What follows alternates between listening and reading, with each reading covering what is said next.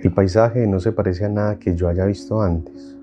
Es como si la naturaleza quisiera mostrarme un catálogo de su grandeza: montañas con pliegues forzados, rocas de caliza blanca y vetas negras de esquistos, una vegetación que se aferra a las grietas, que crece verdísima en las canales y los torrentes y que se resigna a la aridez del resto.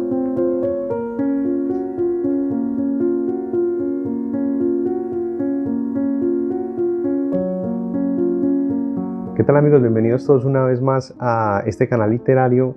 Hoy vamos a tener un capítulo más de lo que hemos denominado o hemos llamado Un país, un libro, y en esta ocasión lo dedicaremos a un país del cual yo nunca había leído nada, y es Andorra.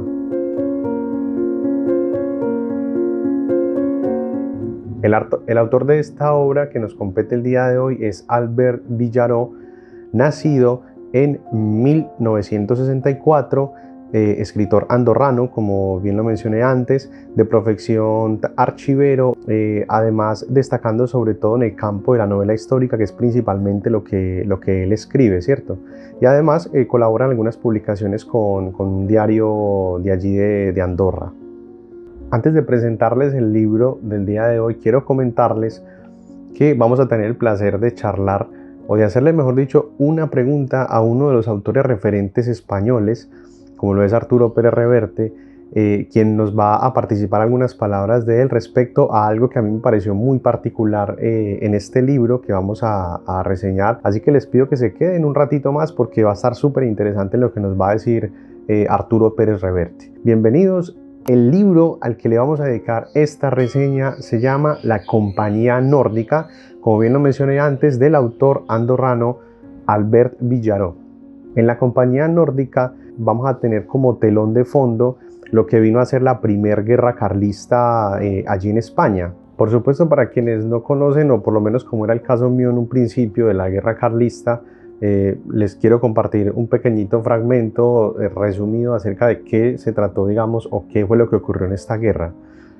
Esta que fue la primera guerra carlista fue una guerra civil que se desarrolló en España entre 1833 y 1840 entre los carlistas, que eran los partidarios del infante Carlos María Isidoro de Borbón, y de un régimen absolutista, y los isabelinos o cristinos, que eran defensores de Isabel II, y de la regente María Cristina de Borbón, cuyo gobierno fue originalmente absolutista moderado y acabó convirtiéndose en liberal para obtener el apoyo popular.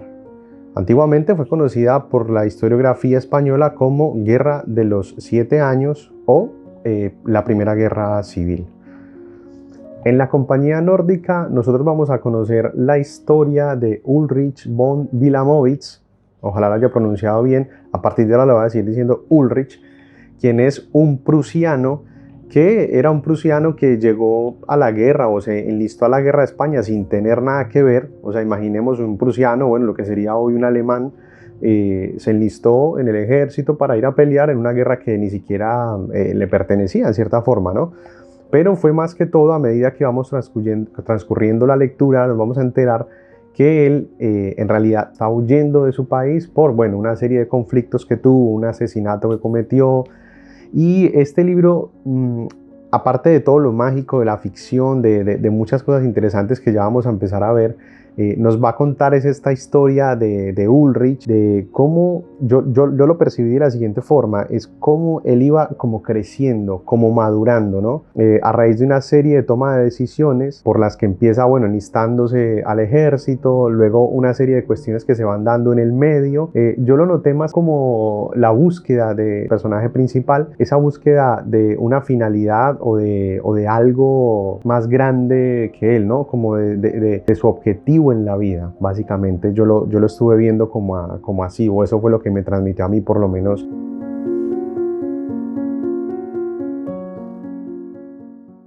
Arranca dejándonos entrever que es una historia ficcional, pero real, porque nos comparte una experiencia el autor de una persona, un archivero, al que le llegan unos documentos en los cuales el archivero empieza a investigar, un archivero de Andorra, quien empieza a investigar respecto a estos documentos, que eran una serie de cartas y un diario. Entonces él empieza a investigar y se da cuenta de que tiene una historia increíble para contar ahí. Con este archivo o con este documento, este diario y estas cartas, lo que hace es contar la historia. Entonces es básicamente un diario que nos presenta, ¿cierto? Obviamente escrito de una forma súper prolija, súper linda, y una serie de cartas que se van introduciendo en el paso de cada capítulo, que las cartas son escritas de Ulrich a su prometida, pero llega un punto donde no escribe más, bueno, por una serie de cuestiones que se van a ver ya entre el medio de la historia. Cuando Ulrich empieza en el ejército, a él lo observan y ven, digamos, sus ventajas, que vendría a ser el tema idiomático mayormente, porque él no sabía nada de pelea, de guerra, absolutamente nada, se metió por descarte en la guerra. Lo utilizan a él para armar un grupo e ir en busca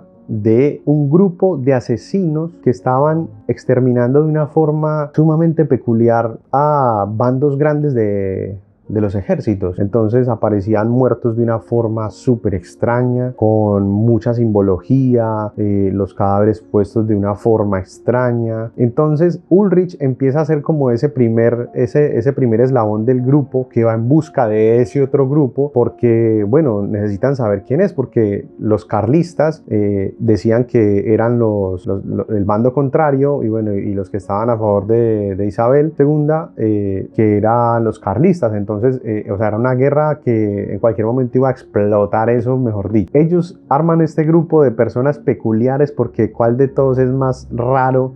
Ulrich, el padre Cebriá, que era un monje súper inteligente, súper perspicaz, con un ojo clínico, mejor dicho. A mí me hizo acordar mucho el padre Cebriá, paréntesis acá, a el protagonista de El nombre de la rosa, que es Guillermo de Baskerville. Me parecieron muchísimo, no sé si por ahí fue un guiño que le hizo Villaro a Humberto Eco, quizás puede ser, ¿no? Luego teníamos a Mina, que era como una especie de vaquiano, lo que le conocen acá en Latinoamérica como los vaquianos, que conocen la tierra a la perfección, de arriba a abajo. Si la tapan los ojos, los lleva igual a donde quieran ir. Entonces se arma este grupo y van en busca de, se me escapan un par de nombres más que no recuerdo muy bien cómo se llaman, pero se arma este grupo y van en busca de estos asesinos. Resulta que se da el primer asesinato, ellos llegan a investigar y es una cosa de locos, es una cosa de locos, porque nadie vio nada, nadie escuchó nada, se vio solamente un destello y cuando menos pensó se asomó alguien por allá y vieron los muertos. Con una precisión quirúrgica fueron asesinados, una rapidez, no derramaron sangre y además estaban colocados de una forma tal que ellos no entendían, pero el único que empezó a entender esto fue el padre Cebriá. Este, digamos, vendría a ser como el nudo de la historia, este tipo de asesinatos extraordinarios, increíbles, insólitos, y para los cuales se armó esta compañía para ir a buscar a lo que en definitiva eran los asesinos, quienes recibieron el nombre como Compañía Nórdica. O sea que el nombre el título del libro se lo debemos a la Compañía Nórdica, que eran quienes realizaban este tipo de asesinatos. El final que le da el autor es una cosa fabulosa. A mí me fascinó el final y cómo fue explicando ese proceso para capturar a esta entidad, porque esos de la Compañía Nórdica no eran ya personas, aquí le estoy dando spoiler, no eran ya personas, eran una suerte de entidades que eran prácticamente, uno va leyendo el libro y para uno como mortal es imposible, es improbable llegar a capturar a estos entes, por decirlo de alguna forma, estas entidades. Entonces el final, el cierre que le da el autor, las explicaciones, cómo te lo muestra, todo lo que giró en torno a los capítulos finales, me pareció fabuloso. Antes de continuar, si les está gustando el video, no olviden suscribirse, darle me gusta o no me gusta, darle clic a la campanita para que no se pierdan los próximos videos. Esto es medio engorroso, pero bueno, hay que hacerlo, ustedes saben cómo es esto. Vamos a ver si entablamos comunicación con don Arturo, a ver si podemos charlar con él un poco. ¿Listo?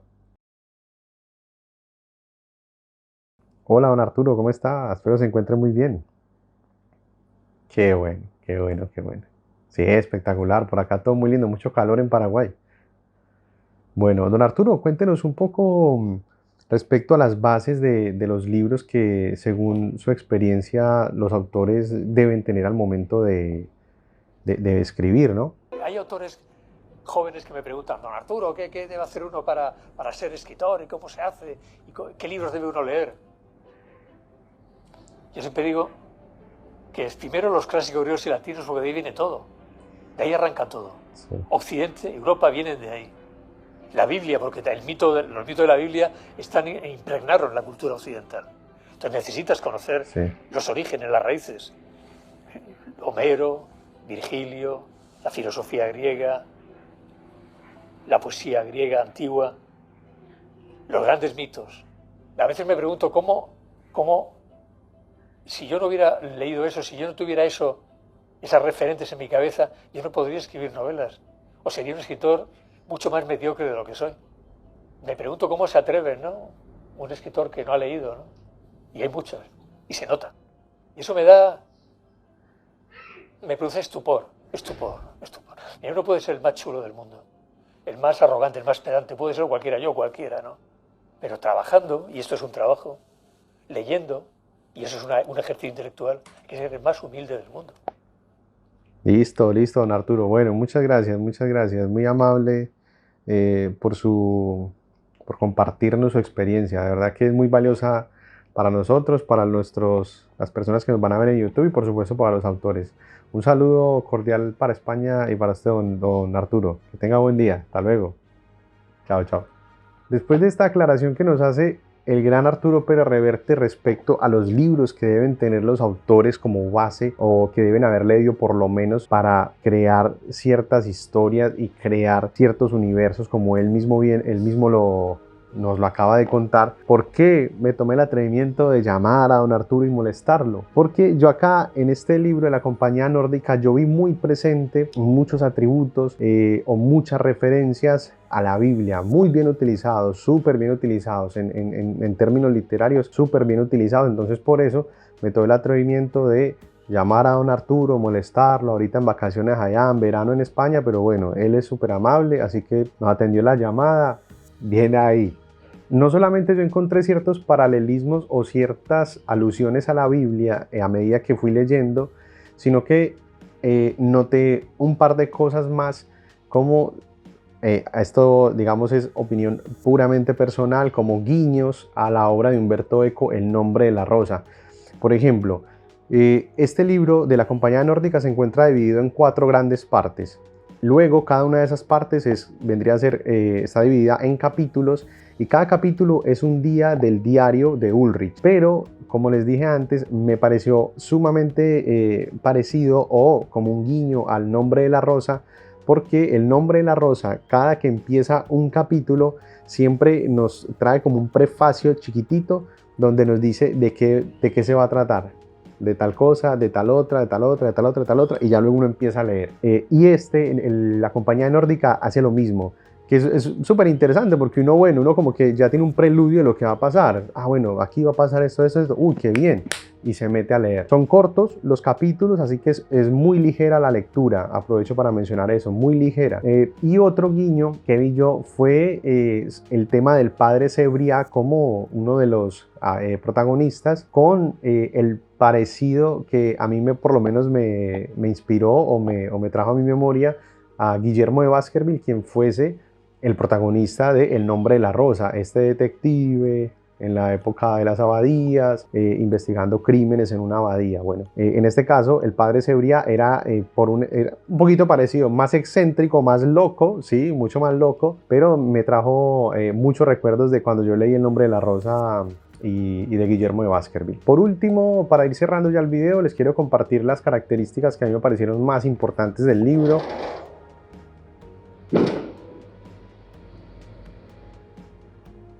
¿Listo? ¿Todo bien?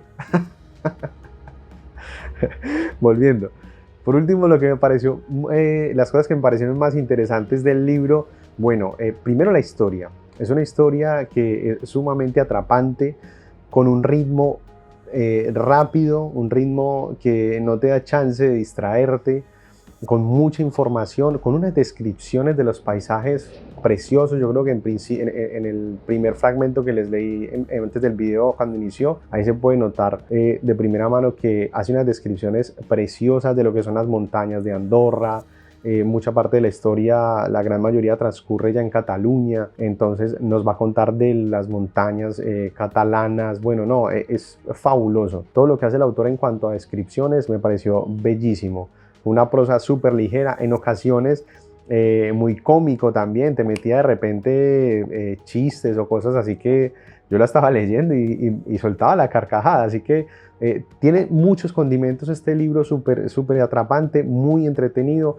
Los personajes también fueron otra cosa que me llamaron mucho la atención porque fueron personajes que nunca se plancharon, eran siempre personajes que guardaban cierta regularidad en la historia, el protagonismo que tenían. En definitiva, un libro muy entretenido, súper recomendado. De mi parte fue muy agradable haberlo leído en esta iniciativa de Un País, un Libro. La verdad que me he topado con los libros, los autores y los libros que he leído hasta el momento de cada país, me han enganchado muchísimo. Me han enganchado, me han atrapado. Son historias todas muy diversas, todas muy diferentes, pero siempre siempre se nota mucho el talento, el trabajo, la investigación del autor. Por ejemplo, en este caso fue preciosa, fue fundamental. Les recomiendo Compañía Nórdica de Albert Villaró para que se peguen un viaje a esa antigua Andorra y para que estén un poquito ahí en el medio de las guerras carlistas de 1833 en España.